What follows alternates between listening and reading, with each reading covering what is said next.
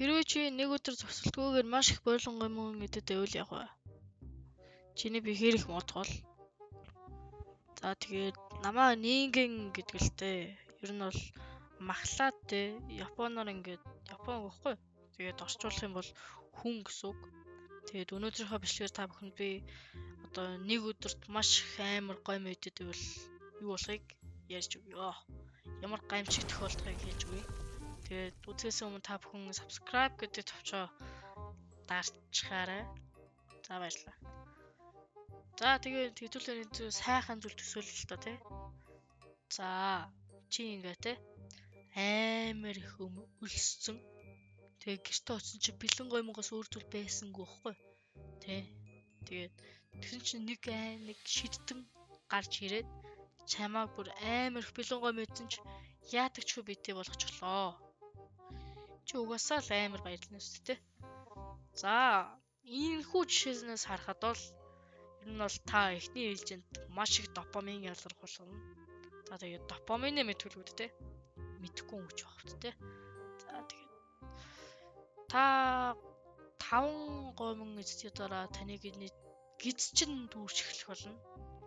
Гэтэ өнөөдрийн бичлэгний сэдв бол зогсолтгүйгээр идэх учраас дахиад одоо идүүлээ дээ.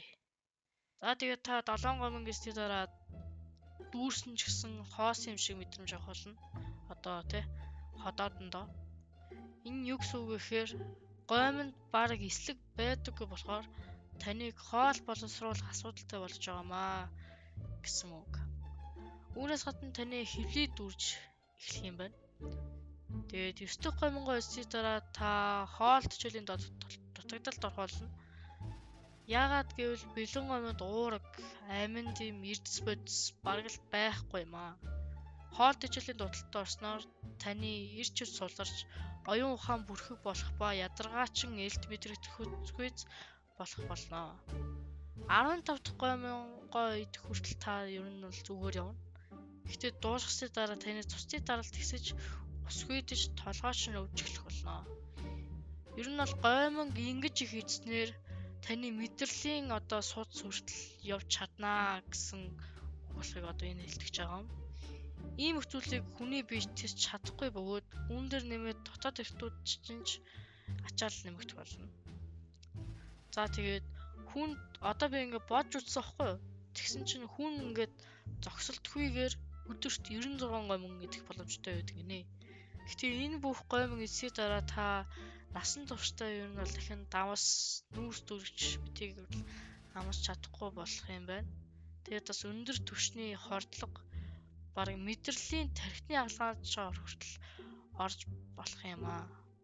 Тэгэхээр танд өдөр болгон гомон битгий идэрэй гэж хэлмээр байна. Ийм муу ихгүй. Ер нь бол би багтаа амар гомон идэх туршаа үзсэн ихгүй. Тэгээд энийг ингээд багш маань нэг өдөр тайлбарлаж өгөөд тэрнээс хойш ер нь бол тэгж гомон идэв. Та нар тэгээд Или балан аим шиг нэрнгээс өдөржингөө гомон идчихвэ. Ээж аавч загнаа штэ. Тас бай.